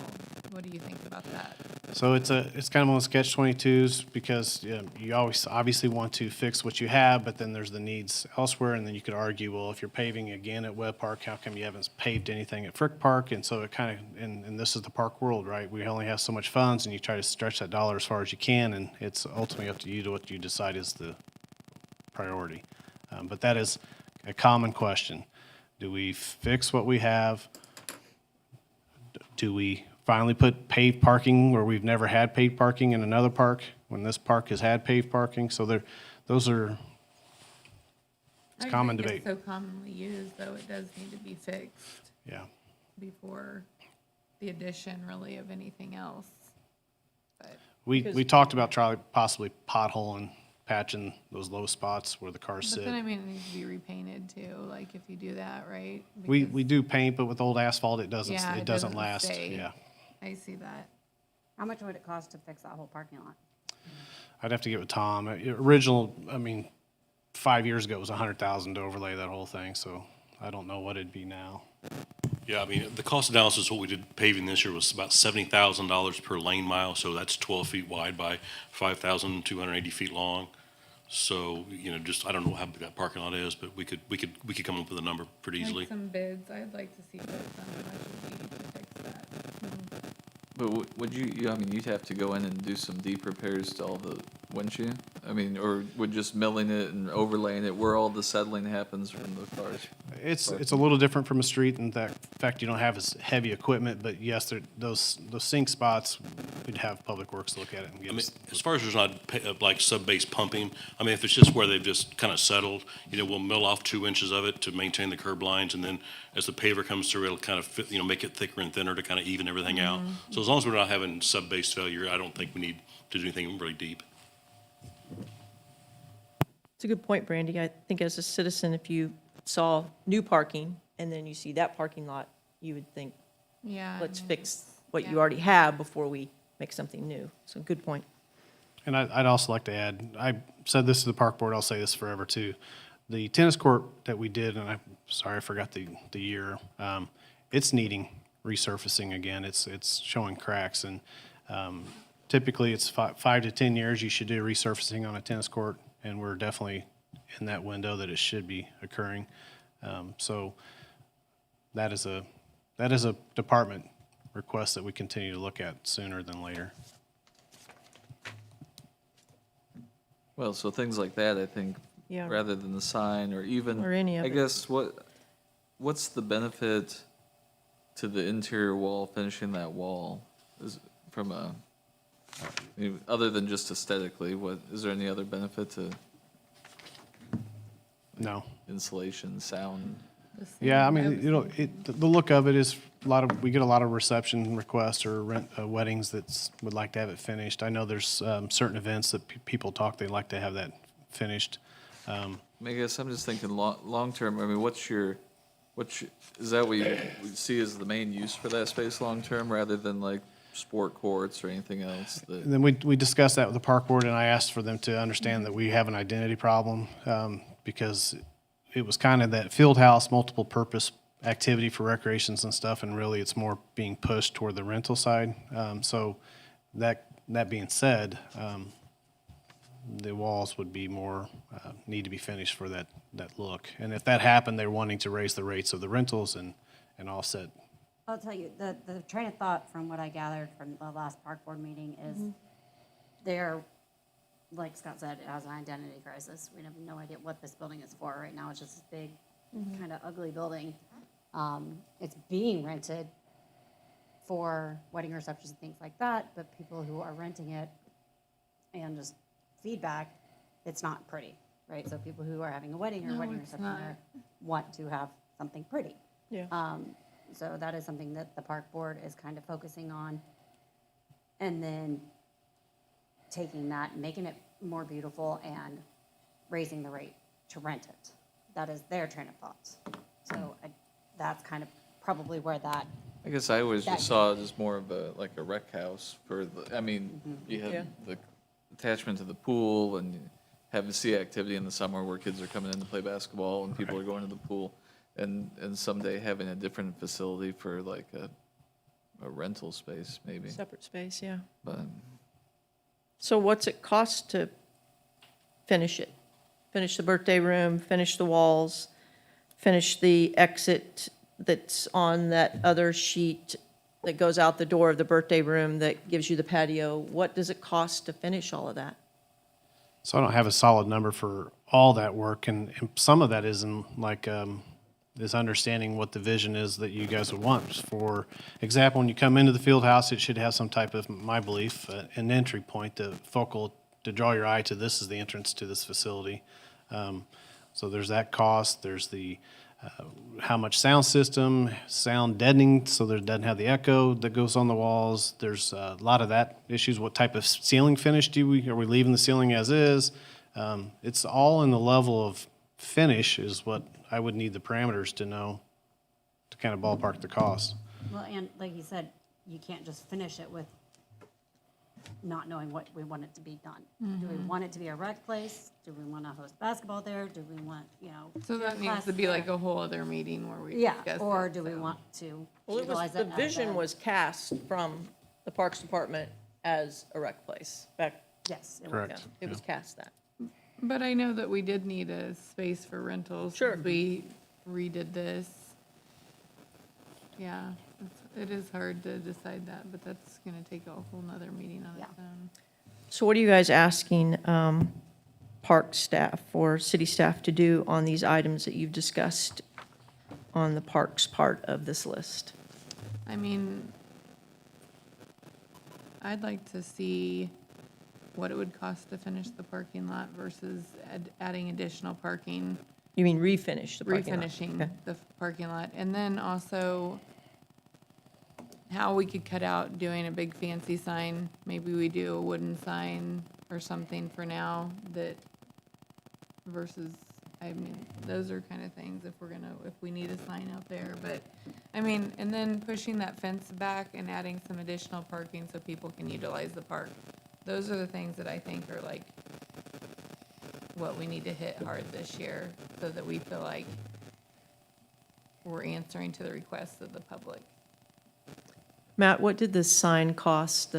I know I'm supposed to know this, the farmer's market sign that identifies the Yeah, it was a market? few thousand. How much? A few thousand. Yeah. I mean, that's a nice sign. You guys all know what I'm talking about, right? When you drive into town, you see the farmer's market sign, it identifies. Yeah, I love it. Yeah. Just, that's what I'm saying, we could put maybe something like that, and then like, it would be nice someday to have a different sign, but like for now, at least we have something marking it for a little bit more affordable. Well, all the parks could have a sign like that. Right, Yeah. right.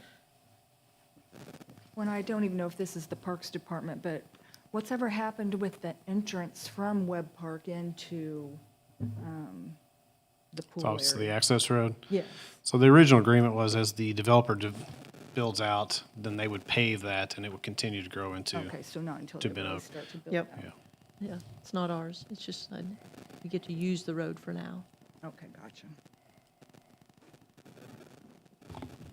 I would add, though, a portion of that road is in Ben Oak, so at some point when that development, if and when it happens, their paved park, your paved street would end, it would go back to the same kind of millions it is now until it got to Ben Oak. So that would be a decision for the board to, in the future, do we want to, pave that all the way to Ben Oak or to a parking lot? Thank you, Matt. Did you get the notes? Yeah, so That's what I was gonna it's, say. So, Can you read it back? well, Piece from by from piece. conversation, it sounds like for the $30,000 for the message board would be to push that back into 2023 and revisit it at a future date. The $85,000 for the additional parking lot would be to either keep that in there as a TBD or remove it until the board has an opportunity to look at other options, either the angled parking or the need to overlay the existing parking lot first. And then the walls, the $20,000 for the walls in the field house, some discussions happening about what is the intent of that building long-term. So again, maybe we And what does it cost to Push the- finish all the walls, if that's the intent of But it? again, you can't finish But it no, until you make a plan. if that's the intent, what does it cost to, if that's not the intent, then why finish one wall? Yeah, agreed. That's what I agree. I don't think we should finish any walls until we figure out what we want to do with that. So then was it I was getting kind of a feedback that 20,000 would be better used at new signage, whether it was at the 30th and Broadway for the $2,000 Ben Oak sign and then in other areas. We did have 2 signs already figured for Webb Park that it was going to be that similar style because Ben Oak has the fewest identity signs when you come in. So.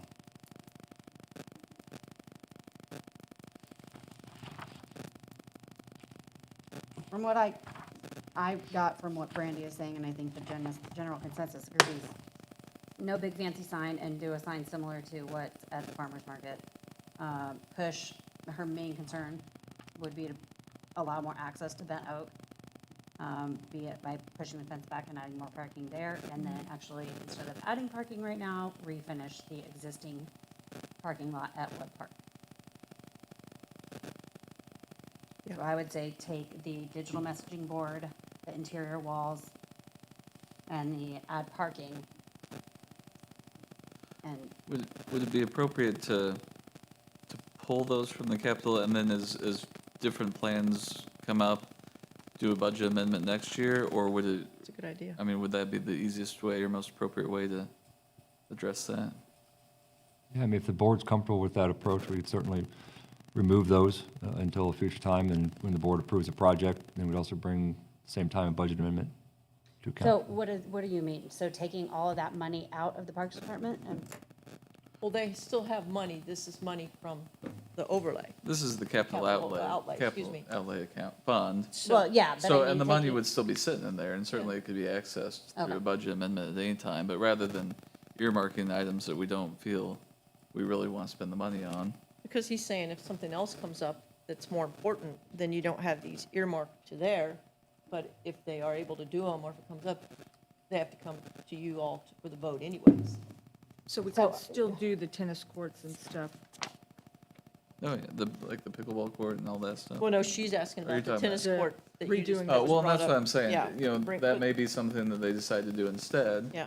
Overlay the tennis court or reseal it or whatever it takes. So then you're saying you don't want to earmark money to cover the Webb Park parking lot and to push the fence back in Bent Oak? Or for any signage out there? I'm just asking what would be the, I mean, Just asking what would be the most appropriate thing to do. I just don't know if you're, one, if you're gonna settle on specific projects, or two, have specific numbers for replacement costs by, what, You can't 2 even, weeks yeah, or you whatever. can't even get all the numbers for if you were gonna do the field house, or if you were gonna do the parking lot. And then, we haven't even asked, I'm just curious, you can really do pickleball courts, amenities, 5 picnic tables, 2 park signs, and 2 trash cans for $25,000? Yeah, that's straight the cost, yeah.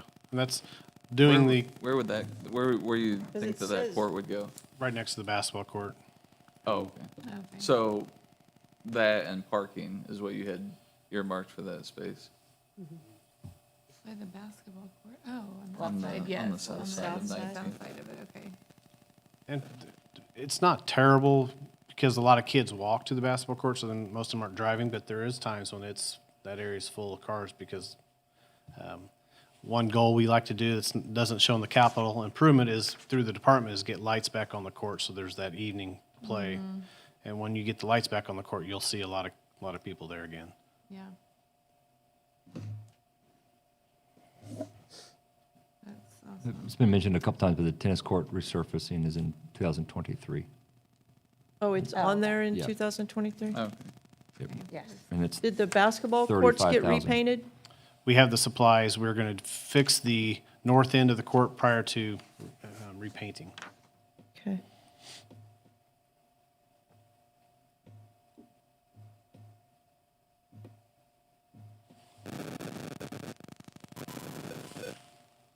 Do you have a clear view on where they're directing you? As you can Well- tell by the look on my face, I'm Yeah, not it completely sure. sounds like it's to remove the sign, remove the parking for now, remove the interior That was, walls. That was a suggestion. Yeah. So, That I mean- total, that's $135,000. Then there was a question about, do we add in money for fencing materials for Ben Oak? And then do we earmark some, kind of a plug number for parking in Webb Park, whether or not But that we're be. gonna have to get some. We'd have to- prices. We numbers. can't just like guess. Right, we could come back, later this year, or next year, with, Well, I mean, I wanna do An option, and then something we in could do a budget amendment. 2022 though, but I just want it to be like clear what we're gonna do. So back to the point, maybe we earmark some money so that they can still do these Yeah, things yeah, afterwards. absolutely. Keep all the money there. Yeah. Just let's see how it can be utilized. And don't take any advice from me, because I know not what I'm talking about.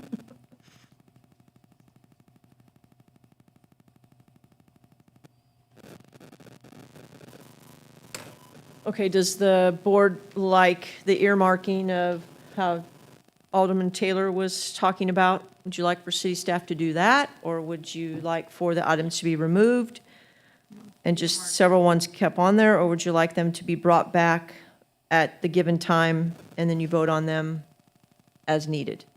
I want to earmark it now, Earmark specific or just the dollar amount? the dollar. Dollar amount. Okay. Do you have to have a motion on that? It sounds like there's some general discussion. I mean, a motion would be helpful for Yes, I think so. clarification, but, it sounded like what you just said would be to take those three things combined, which is $135,000, earmark them as park improvements, and then come back to the board with. It was Yes. exactly how, yes. Okay, that's what I wanna you do. want, Yeah. somebody has to say that as a Okay, motion, I make a though. motion that we I thought we were earmark just giving $135,000 for the park improvements. Second. I have a motion and a second to earmark $135,000 of the capital improvement fund in the parks section. Any discussion? If not, all in favor say aye. Aye. Opposed? There you go. Mayor Webb, Yes. not to throw anything into the fire here, but I just want to explain, if the park board's listening to this, their number one item's not on this list, and I need to explain why that is. They were looking for a foul ball protection at Webb Park, because it's a number one complaint, because it happens a lot. And with Major League Baseball and other entities adding a lot of netting and fencing to prevent that, we are really behind the ball. It's been very difficult to get the design, to get a good estimated price of what that cost is. So it was pulled off of there because I didn't feel comfortable with the numbers, or even, I wasn't getting anything. So we're going to work on that this next year to see what a design cost would be and have a better number for the 2023 budget. Just simply couldn't get it ready for 2022. And from the park board, you'll also be talking to the school to help possibly pay for part of that, since they use that field? Anytime that the school uses something, we reach out to the school and ask for participation. Okay, thank you. Do they usually do it or not do it? It depends on the situation, and it sometimes depends on their financial situation. They have, and they enjoy the partnership. It's been a little while, and it's partly because of 2020, I think. They've had also some turnover, but typically they do try. I don't think they put into the ball fields what other schools put into their ball fields that they have on their own property, but so at some point, just like the parking lot by the primary, we were hoping to have a partnership with that, and that Kiss and Go Road was the gateway to that, and it just hasn't happened, so we will try. Okay, thank you. Do you have everything you need? I do. Thank you, Mayor. Very good with the discussion. I really like it. Any other comments on anything? No. The other items? I just have a question. So I know that at other times, but I don't understand it. We've had mobile radios and other radios come up. Can you just clarify that? Because I feel like I've seen it a lot, but I just want some clarification. Yeah. Okay, thank you. So currently our mobiles, and let's say the ones that we're wearing. Okay. These would be the portable radios. What am I looking at? Okay, this. Gotcha, okay. Right here. Okay, thank you. So we're under a mandate to upgrade radios to match federal and state regulations related to encryption, and to put us in line with MARS, the Metro Area Regional Radio Cooperation, if you will. So I can upgrade portables to get us to AES encryption that will run us through to the end of 23, going into 24, and then we'll have to consider replacing these because they'll be outside of warranty. The car radios, which were hand-me-downs from really a ambulance organization as they were, are outside of their ability to take encryption or be upgraded. Okay. And so to meet the MARS standards, we will have to buy new radios for the mobile units, the cars. The cars, Yes. okay, okay. Okay, so That's what I mobile is didn't ours, understand. I okay. just thought mobile Yeah, as in mobiles, that. yeah, or in the cars, these are Okay. portables. That makes sense. Because we've replaced some of the handhelds. You bet. We have Okay, replaced some of okay. the handhelds. So That's I where I was have 20 confused. handhelds, 16 of which are old generation 6000Is or LIs, and then 4 of the new. And so I'll be upgrading those 16 to make sure that they are AES encrypted. Thank you. I was confused. I'm glad you clarified it. So those do go out of warranty after so long, and you have to update them? Is that what I heard you say? No? These will go out of warranty, considered January 1 of 2024. Okay. So basically, it becomes crystal glass that you treat them as nice as you can, because if you drop it and break it, you buy it. Yeah. And so we will have to look at funding opportunities from 2024 going forward to replace all 20. Okay. Thank you. Uh-huh. Does the board have any other questions on the other items listed on this spreadsheet? I actually want to make a statement. Sure. I have a very bad feeling that the entire Parks Board is going to be highly upset whenever I go back with them and tell them what happened here tonight. They put a lot of work and effort into bringing these items that were presented to us tonight. So I think it would be really beneficial if everybody came to the next Parks Department meeting, and maybe made it a thing until we can get all of this figured out, because I would be upset if I was them.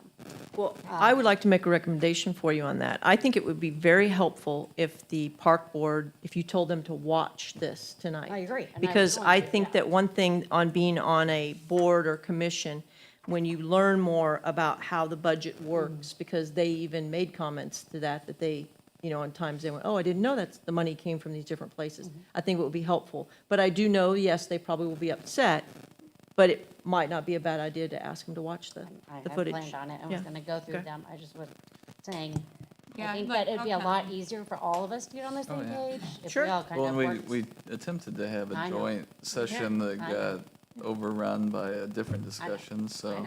We that was tried. very unproductive. I agree. Yeah, we've That's tried. all. Thank you. Yeah, no, good point. All right. Do you have anything else in your presentation? Oh, yes. Okay, good. Yes, so I realize it's 8:50 here, and so we only have a few more funds to get through. So next is the enterprise funds. We finished up the governmental funds. We have about 3,200 customer accounts. We purchase water wholesale through the Independence Water Utility, so we really distribute water. And then we also maintain and operate a wastewater treatment plant. So on the sewer side, we're really full service. One key part of the proposed budget is our water and sewer rates. So we had a water and sewer plan that was completed probably in about 2015, which included rate increases in 16, 17, 18, 19, and 20. And that was done by Olson and Associates. The last rate increase was for 2020. They proposed a 4.5% sewer increase and a 4.5% water increase. That was part of the approved budget in 2020. Then, of course, February of 2020, COVID happens, lockdown happens, and the city and the board felt that that was maybe not the best time to do water and sewer rate increases. So that 4.5% and water and sewer did not go into effect in 2020. With the pandemic lasting longer than I think anyone thought, we also did not do it in 2021 either. The proposed budget does include a 3.5% rate increase in water and no increase in sewer. So previously it was 4.5% in each, 3.5% just in water. The average customer then could expect 1.5% to 2% increase in their bill. How much longer are we going to be raising these?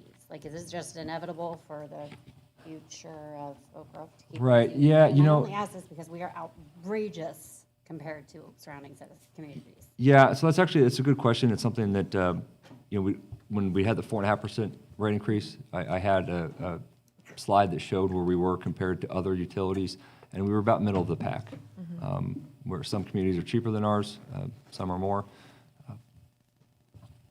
Raising rates as a utility is one of those things where you don't want to do it, but the nature of increasing costs and inflation, your cost for water and sewer is based on the approved rate. That rate doesn't change with inflation. So the only way to keep up with just what you had last year was to raise rates. Okay. Then in addition, utility in its very nature gets more expensive the older it is. So when a developer comes in, he or she places the water lines. Those water lines, by and large, are good for a number of years. Then that infrastructure starts to reach its end of life. So I wish I could tell you that there'd be this would be it.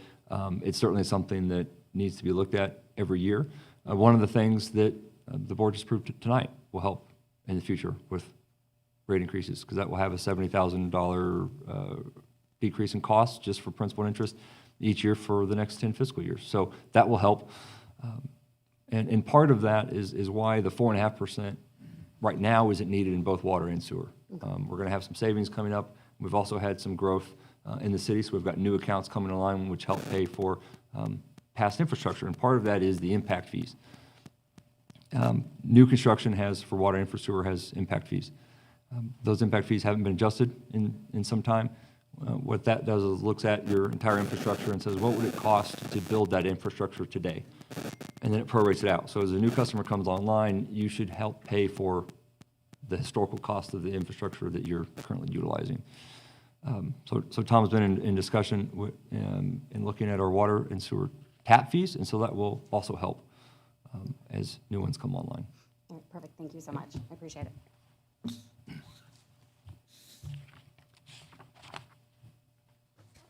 So looking at the projected budget, or projected end of year for 2021 as well as 2022 proposed, expenditures are basically flat from 2021 to 2022. 2021 does include utilizing about $63,000 in fund balance.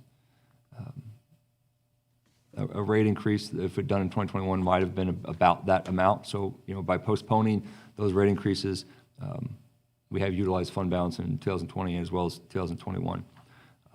One thing that should be helpful is the low-income water program that the board approved at the last meeting. So, that's information that we'll now be providing to folks that they can go and try to get some assistance with their water and utility bills, as well as, of course, we have an excellent faith-based community here. They help as well as Community Services League, but this will be another opportunity for folks to find some relief. So with the proposed rate increase, as well as new customers coming online, the proposed budget for next year is basically a balanced budget with $144 being added to fund balance projected. So looking at the revenues, a part of those license and permits fees that I just mentioned about the tap fees is in that first line. So you can see in prior, 19 and 20, it was about $50,000. This year, it's going to be over $100,000, and that's due to the number of permits that we're having. So that helps with the budget. And then charges for service, you can see there about a 2% increase over budget. 2021 is a little bit lower than the budget. Part of that is as new houses come online, they use low flow fixtures, and so they don't necessarily use as much water as an older home might. And then investment income is slightly decreased from $4,000 to $3,500. Looking at expenditures, personal services actually is declining, reducing in the water fund, and part of that is due to the reallocation of that staff time that I mentioned. So I'm looking at the workload from the last year as well as projecting workload for next year, moved some time out of the water fund and into the sewer fund and into the streets fund.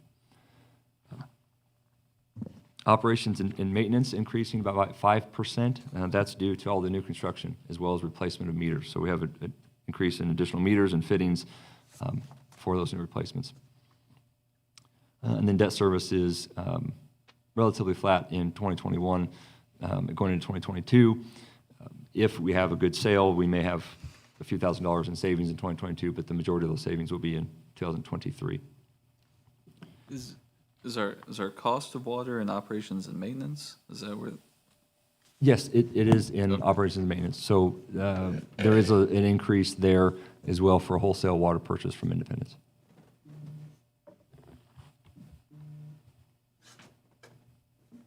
Does the board have any questions on the water fund?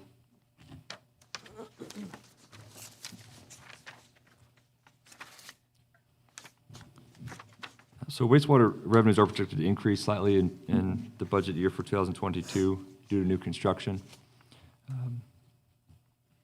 One item to note is that's actually increasing a little bit more than our water fund side. We have some new customers that are coming online that are in our sewer district, but are not in our water service area. Expenditures are decreasing, but that's due to capital projects being completed. So the expenditures in 2021 are about $3.6 million. That's decreasing to about $2.6 million in 2022. But the budget does still include some one-time capital projects as well as I&I program that the board had a presentation on a few meetings ago. But if you take out those capital projects, then the budget would be balanced in the sewer fund, and that's why I'm not proposing a rate increase for that fund. Looking at revenues, again, you can see license and permits are almost double than what was budgeted. That's due to new construction, those tap fees and impact fees. Charges for services, projected increase by about 5% over budget, and that's largely due to the new construction that's occurring.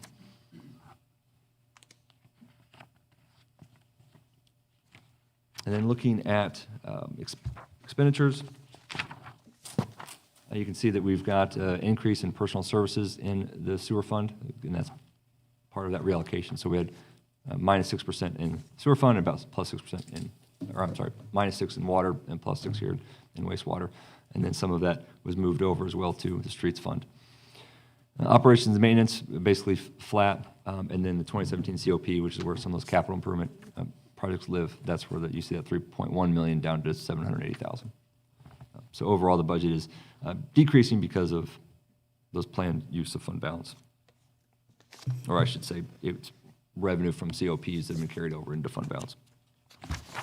Any questions on wastewater fund? So finally, we've got a couple of legacy funds. We have a stormwater fund. Corey mentioned some of those storm pipes that were replaced. We purchased those materials out of this fund as needed. We still have about $51,000 remaining in fund balance that will carry over into next year. We may not use all of it next year, but we'll continue to use those funds as allowable based on their original source and intent. And then in the street improvement fund, we've probably utilizing about $22,000 of fund balance remaining in that fund, leaving us with about $150,000 left, which will be carried over to next year. Again, not sure all of that will be spent, but we'll spend it down as projects come up or as expenditures allow. Finally, got to talk about the all funds revenue summary. So you can see combined our revenues for 2022 is about 11.2 million. All funds expenditure summary is 13.5 million. That's all I got. That's it? That's it. That's Hey. it. So Good job. happy to answer any questions that the board may have, and I appreciate your time and discussion that you've had. It's not always easy to go through a budget process, so I know the park board members may have some feedback, but I hope that they understand that this is, there's a process to this, and so I thank you for your time. Thank you for this, imagine the amount of work that went into this for everybody. The next item on the agenda is information reports. We're still in meeting. Mr. Randall, do you have a report? I hope not. You don't get to talk anymore. Chris, do you have a report? Okay. Mark, do you have a report? You already did. Chief, do you have a report? Tom, do you have a report? I've got about 10 items here. Yeah, go ahead. I'm just going to announce that I'm not going to be at the December 6th meeting. I will be giving away my daughter in marriage. So Oh, I'll be in Florida. congratulations. Firstborn, getting married. That's Yay. great. So I won't be here. Kim, do you have a report? Just a reminder that the Thanksgiving luncheon is Friday at noon at the field house.